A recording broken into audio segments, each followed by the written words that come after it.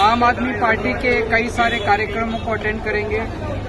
आम आदमी पार्टी के वॉलंटियर से मिलेंगे, लीडर्स से मिलेंगे, कई सारी मीटिंग्स होंगी। पिछले 13 साल से गोवा में बीजेपी की सरकार है।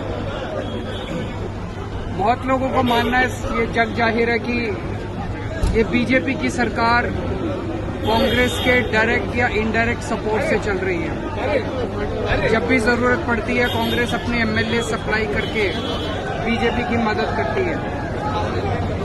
इन 13 सालों में बीजेपी और कांग्रेस की इस सरकार ने गोवा के लोगों को क्या दिया?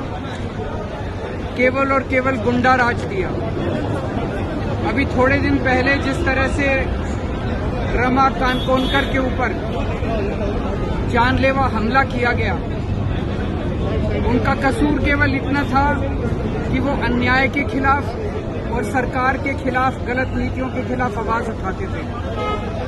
And that was not an isolated incident.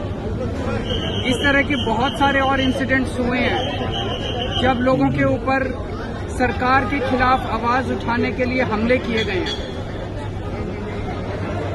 आज गोवा के लोग डरे हुए हैं।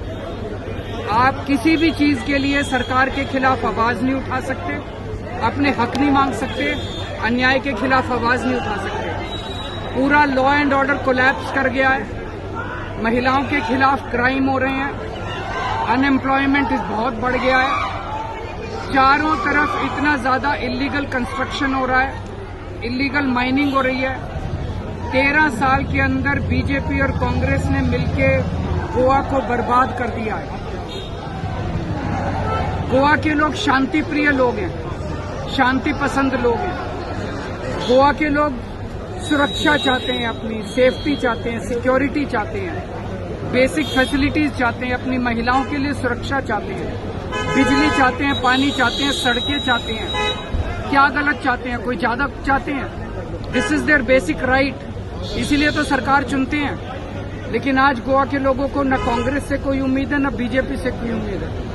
केवल आम आदमी पार्टी एक उम्मीद है, और मुझे पूरी उम्मीद है कि 2027 के अंदर आम आदमी पार्टी अपने दम पे पूरी सरकार बनाएगी। तुम्ही पळयतात गोंयकारपण, गोंयकारांचो गोंयकारा खातीर।